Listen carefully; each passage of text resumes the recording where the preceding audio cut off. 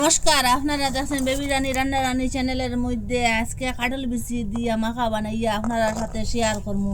আপনারা পুরা ভিডিওটা দেখবা, স্কিপ করবা না, কিরকম বানাই আসুন দেখতে থাকুন। এটা শুকনা কাটল বিচি লইছি, আগুনটা লো মিডিয়ামে রাখিলাম আর একটু পরে পরে এইটা লাড়াচাড়া করিয়া দিব, আর নাইলে এক সাইডে খালি জ্বলি দিব গিয়া, জ্বলিয়া শক্ত হয়ে যাব গিয়া, ওরকম লাড়াচাড়া করিয়া দিব একটু পরে পরে। লো মিডিয়ামে রাখলাম।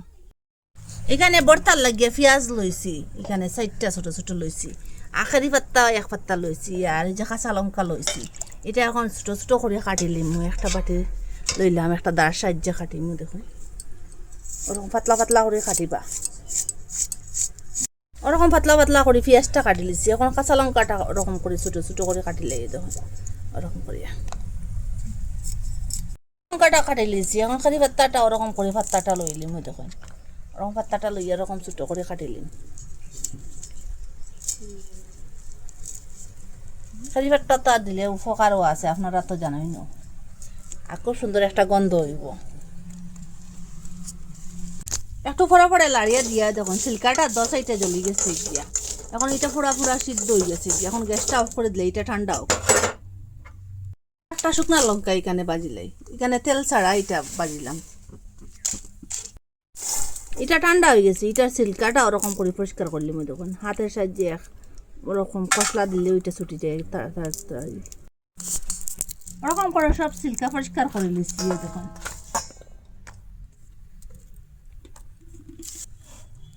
কুটিবার একটা গটি লইছি, আর একটু একটু দিব, আর ওরকম করিয়ে আছে ছেলে। দেখুন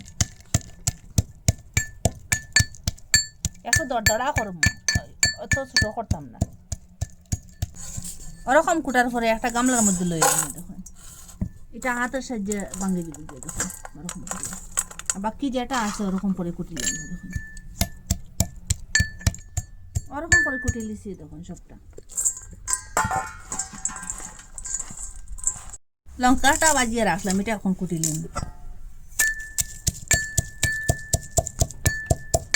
এখানে পেঁয়াজ আর লঙ্কা খালি পাত্তা কাটিয়ে রাখলাম, এটার মধ্যে এখন লবণ দিলাইলাম। খালা লবণও দিলাইছি আর নর্মাল লবণ। আপনারা নর্মাল লবণ দিয়েও বানাইতে পারেন। আর ওরকম খুব ভালো করে ম্যাচ করবো, পেঁয়াজটা একটু নরম হইব। আগে তো পাতলা করে কাটিছি, আর ওরকম ম্যাচ করার পরে আরও একটু সব কিছু মিশিব। ওই যে লঙ্কা শুকনা লঙ্কা কুটিয়া রাখলাম, এটা ওরকম দিলাম। এটা একটু ম্যাচ করিয়া কাটল বিচিটা কুটিয়া রাখলাম, যে এটা এখন দিলাম। কাটল বিচিটা দিয়ে ওরকম খুব ভালোভাবে ম্যাচ করবো। পেঁয়াজ উয়াজ মরিচ উরিচ এটা একসাথে মিশাইম খুব ভালোভাবে। দেখুন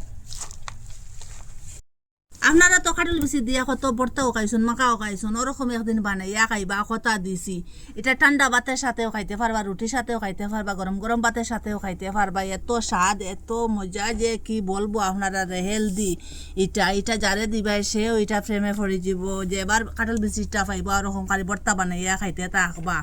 আপনারা মিস করবা না, কাটল বিচি থাকতে থাকতে বানাইয়া খাইবা। আর কয়েকদিন পরে আর পাইতা না। বছরের ফলের যে বীজ দিয়ে কাটল বিচি দিয়ে মাখা বানানো যায়, আপনারা ভিডিওটা না দেখলে না বিশ্বাস করতাম না। আর ঘরের যে অল্প জিনিস দিয়ে খুব তাড়াতাড়ি বানানো যায়।